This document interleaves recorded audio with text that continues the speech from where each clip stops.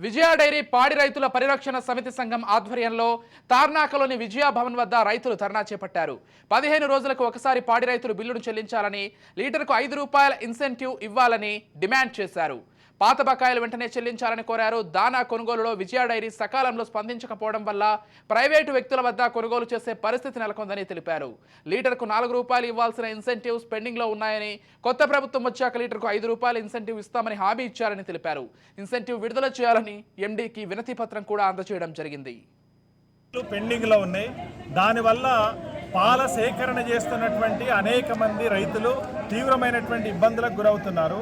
అక్కడ దానాకు డబ్బులు చెల్లించుకోలేక, పాలు పోసినటువంటి రైతులకు డబ్బులు చెల్లించుకోలేక, ఉన్నటువంటి పశువులను అమ్ముకొని డబ్బులు చెల్లించాల్సినటువంటి ఒక దయనీయమైనటువంటి పరిస్థితి విజయ డైరీకి పాలు పోస్తున్నటువంటి రైతులకు ఏర్పడింది.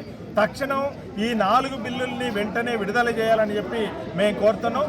దాంతోపాటు దానా సబ్సిడీ మీద ఏవైతే సెంటర్లకు సప్లై చేయాలో దానా సకాలంలో సప్లై లేకపోవడం వల్ల ప్రైవేట్లో అధిక డబ్బులు పెట్టి కొనుగోలు చేయాల్సినటువంటి పరిస్థితి ఏర్పడుతుంది. దాన్ని నివారించే విధంగా దానాను వెంటనే సప్లై చేయాలని కోరుతున్నాం.